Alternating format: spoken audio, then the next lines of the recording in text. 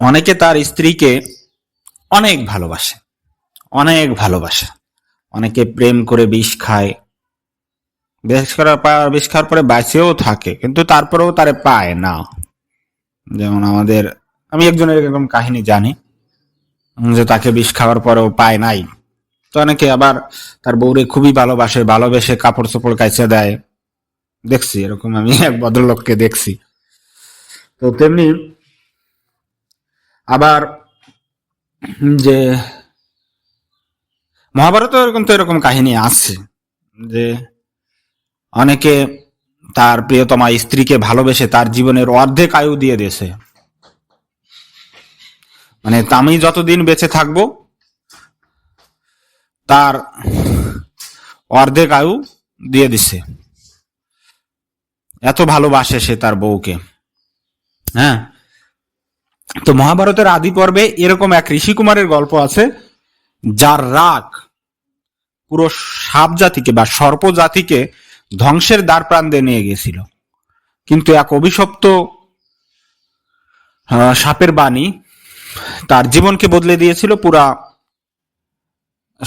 সর্পকুলকে রক্ষা করেছিল। তো সেটাই আমরা আজকে জানি। তো মহাভারতের যে পরশুরামের যে বংশ রয়েছে ভৃগ বংশ, তো ভৃগ বংশের চ্যাবনমুনির স্ত্রী সুকন্যা, সে কিন্তু খুবই পতিব্রতা ছিল, যে সে অন্ধ স্বামীকে বিয়ে করেছিল, যার ফলে অশ্বিনী কুমার দ্বয় তাকে চ্যবনপ্রাশ দান করেছিল এবং সেটা খেয়ে সে নতুন জীবন এবং চোখ ফিরে পাইছিল। তো এই পর্বে আজকে আমরা জানবো যে এমন একজন সেই বংশেরই এক কাহিনী কার, যে যার মনে করো যে যার যে তার বউকে ভালোবেসে তার জীবনের অর্ধেক আয়ু দিয়ে দিয়েছিল। সে হচ্ছে চ্যাবন মুনির ছেলে, যে প্রমতির ছেলে যে রুরু, তার নাম হচ্ছে রুরু। তো এই রুরু তার বউকে খুব ভালোবাসে, বুঝতেই পারছো, মেলা ভালোবাসে।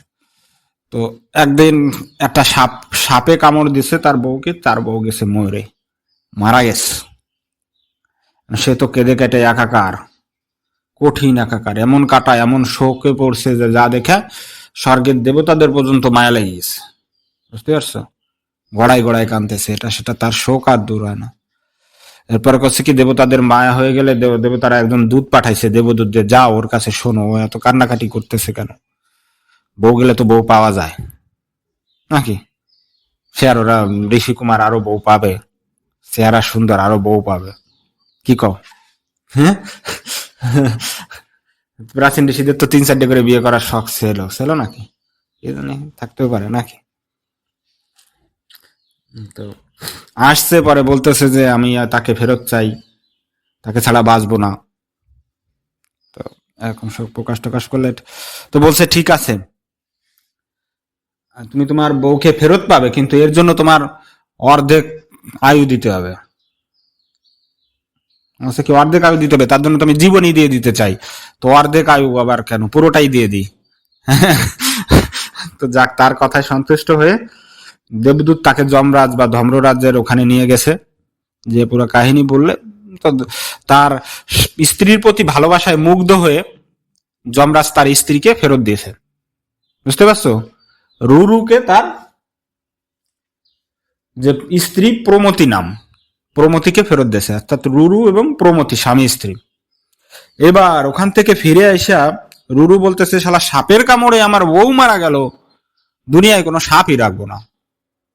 কি কইছে বুঝতে পারছো, যে সাপের কামড়ে আমার বউ মারা গেছে, দুনিয়ায় কোনো সাপই রাখবো না। তো সে লাঠি নিয়ে বার হয়েছে, যেখানে যত সাপ বার হইতেছে সব মেরে মেরে মানে পিটাইতেছে, মারে ফেলতেছে।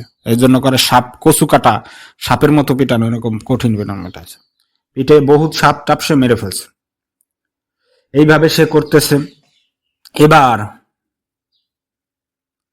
দেখো, একটা সাপের সাথে দোড়া সাপ আমরা বলি না, বা ডন্ডুব, হ্যাঁ, বা র্যাট সেনেক, বিশাল আকারের একটা র্যাট সেনেকের সাথে সে পথে দেখা হয়েছে, যাকে সে লাঠি দিয়ে মারতে গেছে।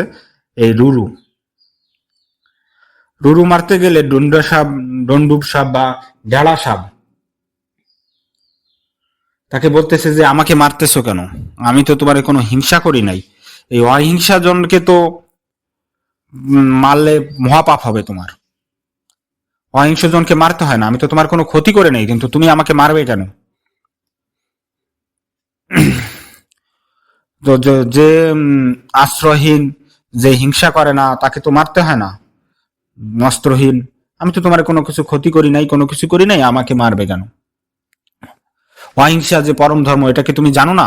ভরতজনকে যে রক্ষা করতে হয়, এটা কি তুমি জানো না? তুমি তো ব্রাহ্মণের পুত্র, তোমার তো এইসব নীতিশাস্ত্র, জ্ঞান শাস্ত্র জানা দরকার। হ্যাঁ, তুমি ব্রাহ্মণ হইয়া ক্ষত্রিয়ের মতো আচরণ কেন করতেছো? লোকজন কেন বিনা বিচারে মেরে ফেলছো? তোমার তো লজ্জা হওয়া উচিত, তোমার তো বোঝা উচিত। আর আমি তো সাপ না, আমি তো অরিজিনালি সাপ না, আমি এক ঋষি কুমার, যিনি, আমি একবার আমার এক বন্ধুকে আমি একটা পাতার সাপ বানাই দিছিলাম। তো আমার বন্ধু খুব ভয় পেয়ে যায়, ভয় পেয়ে সে আমাকে অভিশাপ দেয়, তুই বেটা অরিজিনাল সাপ হয়ে যাবি এবং বিষহীন সাপ হবি, যে তোকে দেখে কেউ ভয় পাবে না।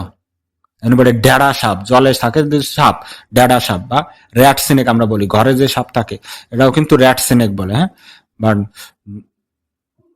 ড্যাড়া সাপ এগুলো তো ঘরে থাকে না, পানিতে থাকে।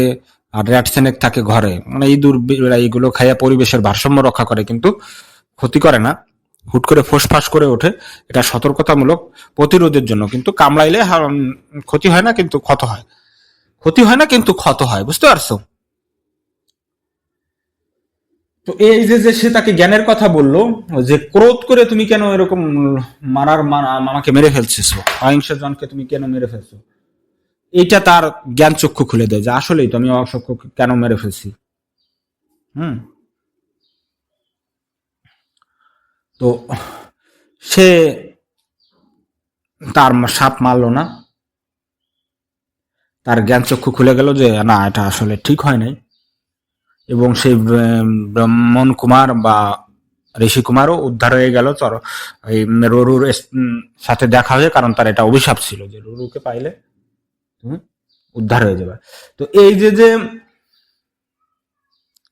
যে চলে গেল, যে সাপ হয়েছিল, ডেরা সাপ হয়ে যে ঋষিকুমার ছিল, সে তাকে ওই রুরু মুনিকে একটা কাহিনী শোনালো, যে জগৎকারু, যে একটা কাহিনী আছে না, যে সাপের যজ্ঞ করলো জন্মের জয়, যে সাপ যজ্ঞ করলো।